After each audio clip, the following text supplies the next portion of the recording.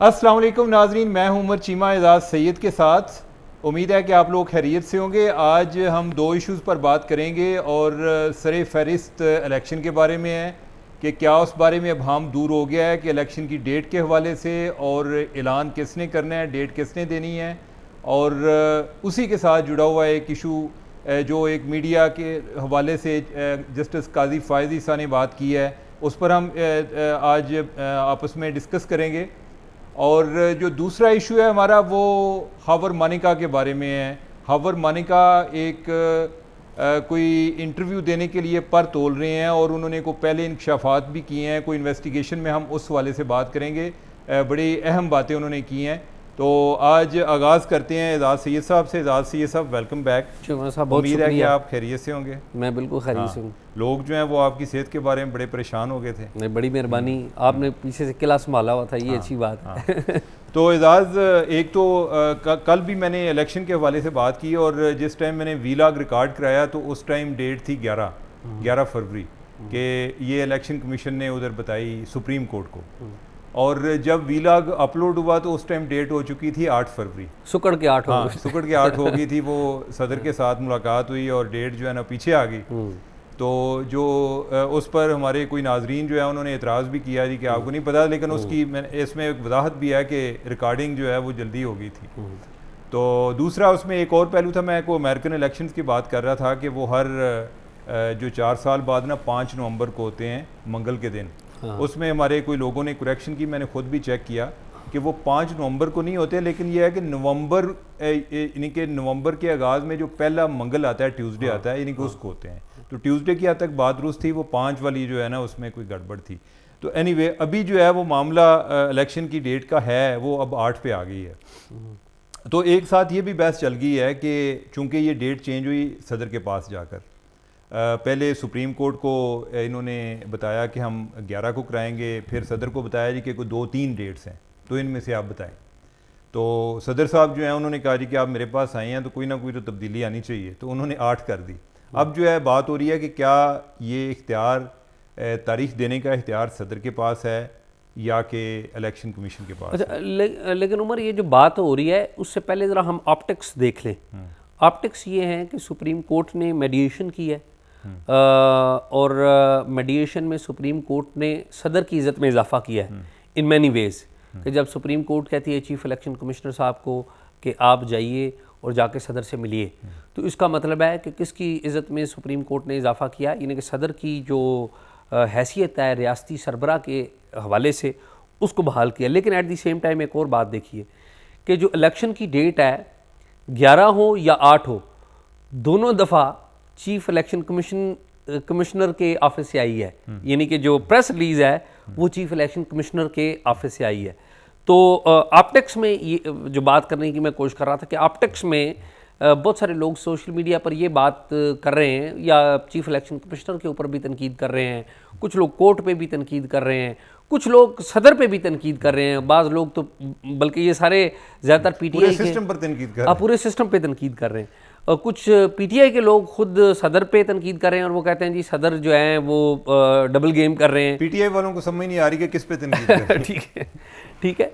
तो अब सिचुएशन जो है, अब आप मैंने एक ऑप्टिक्स बात बताई है, अब आप अगली बात। अच्छा एजाज, एक तो ये है कि सुप्रीम कोर्ट ने ना असल में इस सारी गेम में बड़ा बनने की कोशिश की है।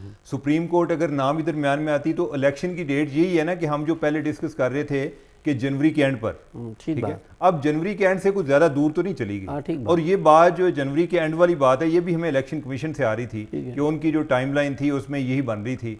अब अगर उससे कोई एक हफ्ता डेट आगे पीछे होती है तो कोई इशू नहीं था, लेकिन यह है कि सुप्रीम कोर्ट ने वो पिटीशन टेकअप कर ली। ये नहीं है कि कोई इलेक्शन नहीं होने जा रहे थे और सुप्रीम कोर्ट ने आके दरमियान में कोई वो उन्हें क्या हो कि नहीं इंज नहीं होने देंगे, ठीक है, ये तो हुआ नहीं है। लेकिन उसमें उन्होंने ज़रा एक तरीके से इलेक्शन कमीशन को भी अंडरमाइन किया जी कि शायद अगर हम दरमियान में ना आते तो ये कोई हैंकी फैंकी कर जाते। और ये जो मीडिया को भी कहा है, ठीक है जी, कि मीडिया अभाम पैदा कर रहा है। अच्छा, यानी कि इस पर हम हर बाद में बात करते हैं, लेकिन ये वाली जो बात है ना जो आप कर रहे थे कि सदर के हवाले से, ये सुप्रीम कोर्ट ने जिस तरह आपने जिक्र किया कि उन्होंने मेडिएशन का रोल प्ले किया है, सुप्रीम कोर्ट ने इस इशू को एज अ आइनी नुक्ता के तौर पे सॉल्व नहीं किया क्योंकि जो बहस थी वो ये थी कि ये इख्तियार किसके पास है।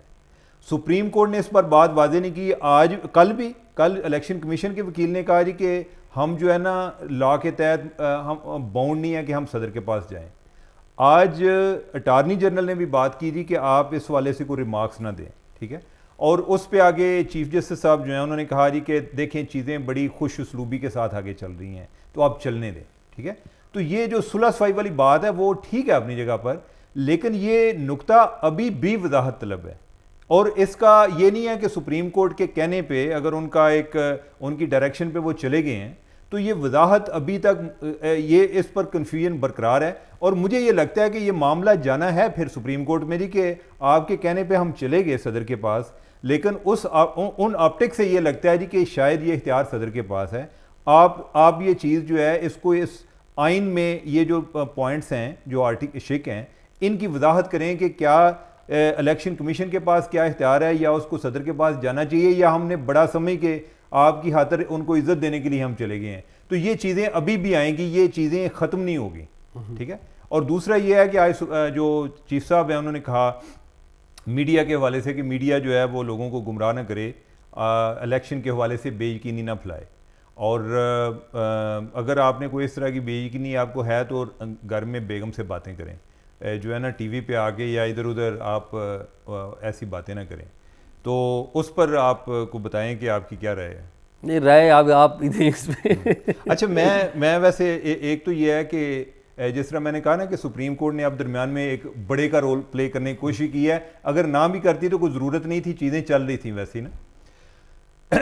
अच्छा, अभाम जो है अभाम तो पहले था, ठीक है, लोगों को था, अभाम था, no doubt about everyone was, यानी कि आपको एक तरफ से पता चलता था कि इलेक्शन हो रहे हैं, फिर आपको गवर्नमेंट के किसी बंदे से बात करते थे वो कहता था पता नहीं होने हैं कि नहीं होने। नहीं, खाली अभाम पाकिस्तान में नहीं था, पूरी इंटरनेशनल कम्युनिटी को था। हाँ, तो अब यह है कि अभाम तो अब आके खत्म हुआ है। तो अब अच्छा, जिस तरह उन्होंने इलेक्शन कमीशन के ऊपर जरा पाँव रखे ना, अब जो है ना मीडिया के ऊपर भी पाँव रखा हुआ, तुसा इस तो बात गल नहीं करनी। अब गल खत्म हो गई है, ठीक है। अब जो है बात वो इशू ही नहीं रहा, अब डेट आ गई है। अब जो है यानी कि पूरी अवाम को ये हुक्म है कि आपने ये डेट लगानी है, ठीक है, कि ये डेट है 8 फरवरी और आपने पोलिंग स्टेशन पे आना है इस डेट पर और आपने वोट डालना है। तो अब तो मेरे ख्याल है कि कोई ऐसी अभाम वाली बात ही नहीं है। अभाम पहले था, अब खत्म हो गया, तो अब इस पर क्या बात होगी।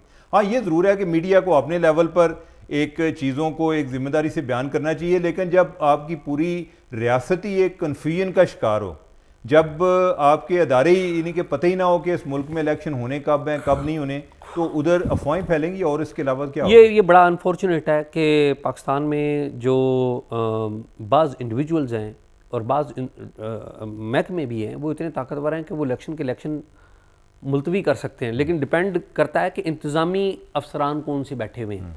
अब मैं आपको ना एक ख़बर देता हूँ, ख़बर पुरानी है, यानी कि इन इंतखाबात की नहीं है, 2018 के इंतखाबात की। आज तक ये ख़बर सामने नहीं आई कभी, लेकिन उसकी इस सारे मामले से एक रेलेवेंस है।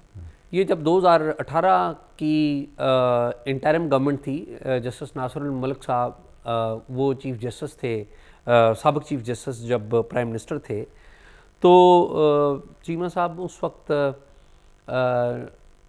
जो निगरान वज़ीर-ए-आज़म थे नासिरुल मलिक साहब, उनके पास ISI के एक सीनियर अफसर आए और उन्होंने कहा कि हम चाहते हैं कि इलेक्शन को डिले कर दें।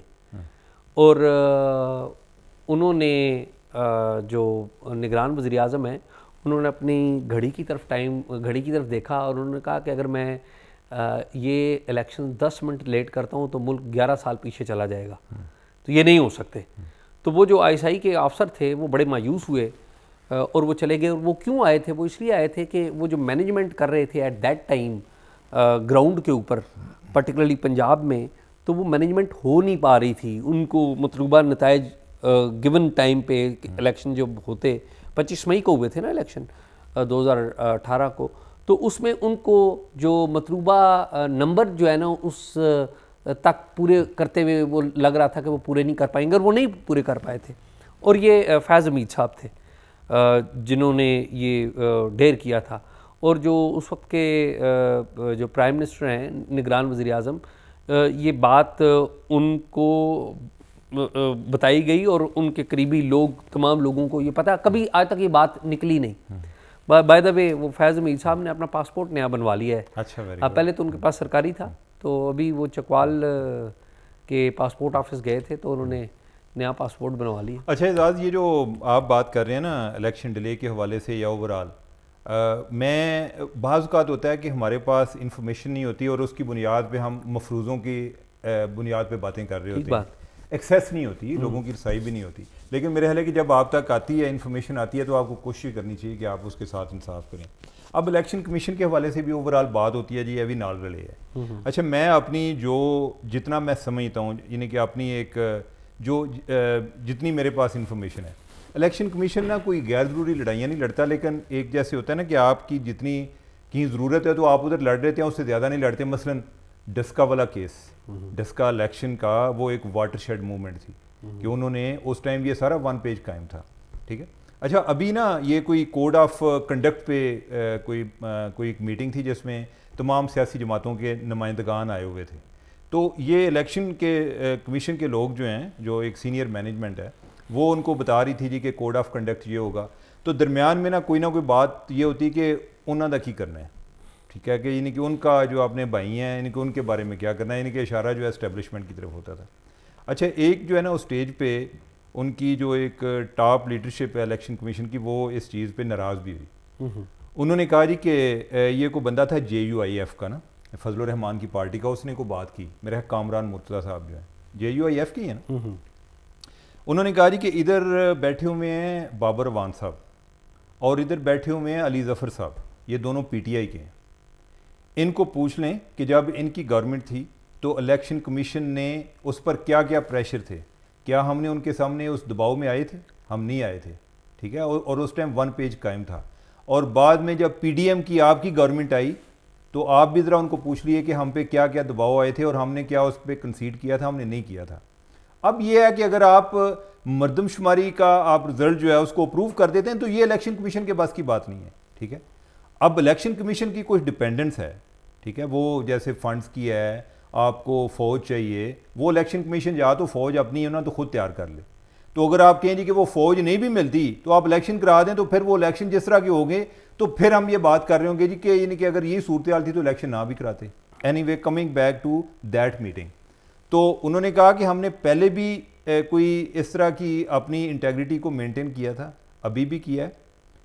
क्या आप लोग, आप सारी जमातों के लोग इधर बैठे हुए हैं, आप में से कोई एक अपनी जमात के बिहाफ पे ये बात कर सकता है? तो उधर खामोशी छा गई, ठीक है।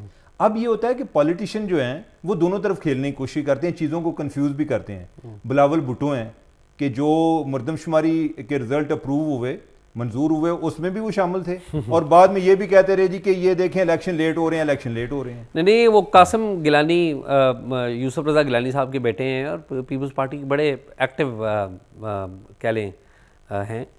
तो उन्होंने, मैं कल उनका ट्वीट देख रहा था, तो उन्होंने जब 11 फरवरी की डेट आई ना, तो उन्होंने 11 फरवरी की डेट कहा कि इलेक्शन की 11 फरवरी की डेट ये पीपल्स पार्टी की जीत है, ये बिलावल की जीत है। हाँ। तो वो इस तरह की अच्छा एजाज, वो जो आपने बात की थी जनरल फैज़ की, तो जनरल फैज़ ने जब PTI के दौर में सेनेट के इलेक्शन थे, तो सेनेट के इलेक्शन से पहले इलेक्शन कमीशन ने सोचा कि जो ज़िमनी सीटें हैं, ज़िमनी नशिस्तें हैं ना, इधर इलेक्शन करा लें ताकि जो सेनेट के वोट हैं वो लोगों को मिल सकें।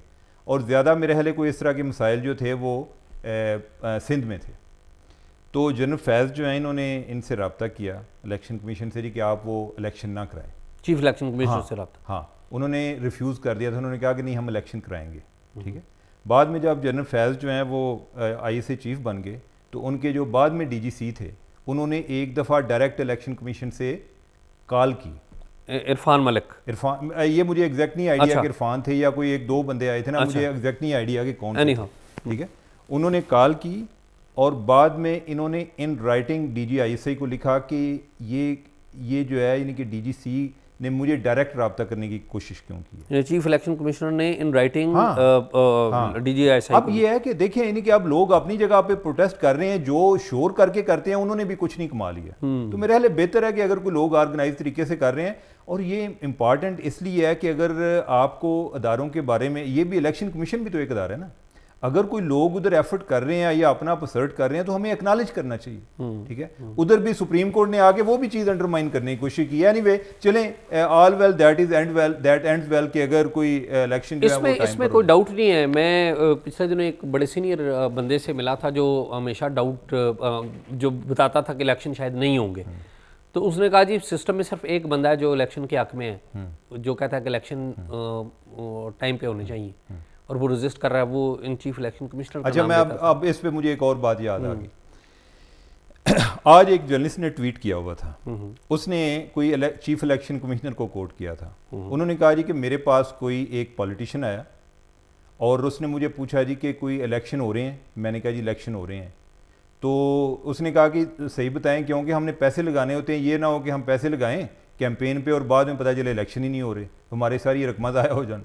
तो उन्होंने कहा कि नहीं इलेक्शन होंगे, और उन्होंने कहा कि इलेक्शन एक सूरत में नहीं हो सकते, अगर इस मुल्क में मार्शल लॉ हो। अब वो ये बात कर रहे थे कि भाई नहीं कि अगर इन्हीं मार्शल लॉ होगा तो फिर कोई कानून ही ना रहा, यानी कि वो एक एक्सट्रीम बयान कर रहे थे कि अगर ऐसा कोई वाकया ना हो जाए, जैसे ये बंदा कहता है ना जी कि अगर कल क़यामत ना आ जाए उसके अलावा जो है यानी कि ये चीज़ हम करके दिखाएं। अच्छा, वो उन्होंने इस तरह बात की। वो पॉलिटिशियन जो है उन्होंने जाके बाद में किसी जगह पे किसी जर्नलिस्ट से बात की। अब जो जर्नलिस्ट हैं उन्होंने नतीजा ये निकाला, उन्होंने को वीला कर दिया और उन्होंने नतीजा ये निकाला कि इलेक्शन कमीशन जो है ना वो मार्शल लॉ लगवा रहे हैं, ठीक है। अब ये देखें कि ये भी तो हमारे तज्जिए भी तो इसी तरह के हैं ना। चार जगहों से बात सुनने के बाद, यानी कि जो एक्चुअल सोर्स है उससे भी नीचे 4 जगहों से बात सुनने के बाद अब बात कर देते हैं। खैर गर्ज मदरा, वो बताइए क्या है खबर मानिका का। यार खबर मानिका साहब की बात इस तरह शुरू हुई कि मुझे किसी ने बताया कि जी खबर मानिका साहब जो हैं हो सकता है कि उनका भी अनकरीब किसी जगह पर इंटरव्यू आ जाए, ठीक। बल्कि बताने वाले ने मुझे ये बताया कि उन्हें ऑफ़र थी कि आप इंटरव्यू कर लें, ठीक है। तो उन्होंने कहा जी कि मैंने कहा जी कि जो है ना उमर चीमा का पहला राइट है। तो मैंने उसने मुझे पूछा कि जी आप करना चाहते हैं। मैंने कहा मैं नहीं करना चाहते, मेरे हाल कोई और मिल जाएगा, यानी कि वो कर लेंगे उनका इंटरव्यू। तो मैंने कहा जी कि क्या बातें हुई हैं। उन्होंने कहा जी कि जो कुछ आपके भी इंकशाफात थे ना उसको भी वो इंडोर्स करेंगे। ये जो आपको कहा बुरा ना मनाइएगा, ये कोई कौन आदमी था? नहीं कोई जर्नलिस्ट थे, एंकर थे। अच्छा, हाँ, यानी कि वो कह रहे थे कि भाई मुझे कहा गया है। अच्छा, ठीक है। तो मैंने कहा जी नहीं, उमर चीमा का पहला राइट। तो मैंने कहा जी कि मैं इस मूड में नहीं हूँ, यानी कि हम ये है कि कोई और इंटरव्यू कर ले, हम बाद में डिस्कस करेंगे, ठीक है। नहीं कर भी लें तो उसमें कोई ऐसा मसला तो नहीं, मैं वैसे बात कर रहा हूँ। लेकिन ये है कि मैंने उनको ये कहा। लेकिन हुआ ये कि जब ये मैंने बात सुनी ना उसके बाद मैंने खोज लगानी शुरू कर दी कि मानिका साहब आजकल किधर हैं और क्या उन्होंने बात की होगी, ठीक है। तो मैंने पहले पुलिस वालों से पता किया। पुलिस वालों ने कहा जी कि वो एंटी करप्शन वालों के पास है, ठीक है। फिर मैंने एंटी करप्शन वालों से पता किया, हालांकि पहले बाय द वे हमने इस पर बात कर भी चुके हैं कि वो एंटी करप्शन पे हैं, कि इन्होंने कोई औकाफ की ज़मीन है और कोई कब्रिस्तान की हमने उनकी गिरफ्तारी से बहुत पहले बात की थी। नहीं आज नहीं कि मेरे ख्याल शायद कोई गिरफ्तारी थी या FIR हुई थी। तो उकाड़ा में उन्होंने उधर कोई दुकानें और शादी हाल बनाया है, और यानी कि वो इस चक्कर में औकाफ की ज़मीनों पे और कब्रिस्तान की ज़मीन पे। तो मैंने फिर जो है उधर एंटी करप्शन से भी पता किया, एंटी करप्शन इस्टेब्लिशमेंट से जी कि क्या मामला है, किधर हैं मानिका साहब। वो पता चला जी कि मानिका साहब को एक दफ़ा बुलाया गया। अब जो मैं आपको सारा ये कॉन्टेक्स्ट भी बयान कर रहा हूँ कि यानी कि मुझे कोई बंदा खुद आगे नहीं बता रहा कि उन्हें फ़लानी गल की थी, यानी कि मैं खुद चेक कर रहा हूँ इर्द गिर्द से कि भाई क्या बात हुई होगी। तो उन्होंने कहा जी कि हमने जब उनको ना कोई इन्वेस्टिगेशन के लिए वो पहले मेरे ख्याल उकाड़ा में शायद गिरफ्तार हुए थे, उधर से लाहौर लाया गया। तो जो मानिका साहब है उन्होंने कोई अपनी उन पे इल्ज़ाम तो मुख्तलिफ थे, यानी कि जिस चक्कर में हमने गिरफ्तार किया था हम उस पर बात करना चाह रहे थे, लेकिन उन्होंने अपनी बात करना शुरू कर दी। उन्होंने कहा कि मेरे ना बहुत जुल्म हो गया। अब कोई चीज़ें हैं कि जो दरमियान में मैं सेंसर कर दूंगा, यानी कि मैं नहीं चाहता कि मैं बात करूं। अगर उन्होंने कोई अपने लेवल पे किसी इंटरव्यू में करनी है तो वो करें।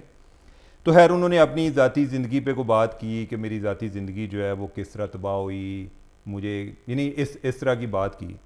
और फिर उन्होंने कहा जी कि उस टाइम जो है लोग हमारे पास आते थे काम करवाने के लिए। तो मुझे बाद में पता चला कि ये कोई ऐसा हमारे पार्ट पे कोई कम्प्लीमेंट नहीं था कि लोग ये समझ रहे थे जी कि भाई इनकी जो एक्स वाइफ हैं, साबिक वाइफ, वो अब जो है ना वो खतून अव्वल है, तो उस लिहाज से आते थे। तो कहते हैं कि हम उस टाइम तो बड़ा लोगों के साथ इधर उधर जाके काम कराते थे, लेकिन बाद में पता चला कि ये कोई ऐसी कोई एजाज़ वाली बात नहीं थी, काबिल इज़्ज़त बात। हाँ, काबिल इज़्ज़त बात नहीं थी। अच्छा, और उन्होंने आगे पूछा जी कि पहले उन्होंने कहा जी कि ये आपके जो है ना ज़ाती मामलात हैं, ये इधर डिस्कस ना करें, लेकिन शायद उनके ज़हन में ये भी हो जी कि मैं इन ज़ाती मामलात के चक्कर में तो इधर एंटी करप्शन में भी पहुँचा हूँ, शायद इधर ना अगर वो ना मामलात होते तो मैं इधर भी ना होता, तो लिहाजा मे बी वो उसकी वजाहत करना चाह रहे थे, ज़्यादा उस पर उनका फोकस था। तो उन्होंने कहा जी कि आप कह रहे हैं कि एक तरफ आप उनके साथ उनको बुरा भला भी कह रहे हैं, और दूसरी तरफ आप वो रिजवान गोंदल साहब की बात आ गई दरमियान में जी कि रिजवान गोंदल जो हैं वो डीपीओ थे पाकपतन, तो जो पहला एक ताकत का इस्तेमाल हुआ वो यही था कि रिजवान गोंदल को हटाया गया था। अच्छा, रिजवान गोंदल को क्यों हटाया गया था, ज़रा हम थोड़ा सा एक लोगों को बता दें कि पहले तो पुलिस सर्विस के रिजवान गोंदल डीपीओ थे। हाँ, डीपीओ थे। तो इनकी जो बेटी है वो जा रही थी कोई पैदल पाकपतन, तो उन्होंने उनको रास्ते में रोका। पहले उनका ख्याल था खातून अव्वल जा रही हैं बुशरा, बाद में पता चला कि बेटी हैं। उनकी सिक्योरिटी की बात हुई, उस पर उन्होंने नाराज़गी का इजहार किया। तो पता चला जी कि खावर मानिका साहब ने इस चीज़ का माइंड किया। उसने कहा जी कि मैंने किसी को नहीं कहा था, इनफैक्ट मेरी बेटी ने ये बात की फ़रा से। अच्छा, फ़रा का भी जब उन्होंने जिक्र किया ना, तो जैसे होता है ना कि आप किसी के बारे में कोई एक बड़ा एक मुतनफ़र हुए हों, तो उस अंदाज में जब कोई नाम भी बिगाड़ कर करते हैं, तो इस तरह उन्होंने कहा जी कि उसने फ़रा से बात की और फ़रा ने आगे बुशरा से बात की, और उधर से चीज़ें जो है ना वो एक्शन में आ गई और रिजवान गोंदल जो है वो फ़ारग हो गए। तो इस लिहाज से उन्होंने बात की है, और अपनी ज़िंदगी के बारे में यानी कि शादी, तलाक, इद्दत, ये वो इस तरह के मामला जो हैं जो यानी कि उनके एंटी करप्शन से हट के इन चीज़ों पर, यानी कि उनकी ज़ाती निजी ज़िंदगी के बारे में जो सेंसिटिव इशूज़ हैं उनके ऊपर बात की। हाँ हाँ हाँ। अब यह है कि मुझे जो पता चला था इनफैक्ट कि जिधर से मैंने खोज लगानी शुरू की वो यही था जी कि वो अपनी कोई ज़ाती ज़िंदगी के हवाले से जो है कोई इंकशाफात करेंगे। तो अब मैं इसीलिए उसी को डिस्कस कर रहा हूँ कि दैट इज़ समथिंग रेलिवेंट। इसी तरह की कोई बातें मे बी कि कल कोई अगर किसी जगह पर कोई इंटरव्यू आ जाता है तो इस तरह के इंकशाफात जो हैं वो मुतवक्को हैं, ठीक हैं या गलत है, मैं इस पर बात नहीं कर रहा। तो ये एक चीमा साहब, वैसे जो भी है आपने अच्छा किया वो चीज़ें डिस्कस नहीं की। ये फैमिलीज़ के इशूज़ बड़े तकलीफ़देह होते हैं, और इस तरह के इशूज़ तो बहुत ज़्यादा तकलीफ़देह होते हैं, बट अनफॉर्चुनेटली हमारी चूँकि जब पॉलिटिक्स में आते हैं तो फिर एवरीथिंग इज़ पब्लिक, तो ये चीज़ें आप नहीं पब्लिक में लेके आ रहे, अच्छा है, लेकिन चलें वो अगर ख़ुद लेके आ जाएँ तो बहुत ही अच्छा है। तो नाज़रीन, आपने प्रोग्राम देखा, मुझे और उमर चीमा को इजाज़त दीजिए।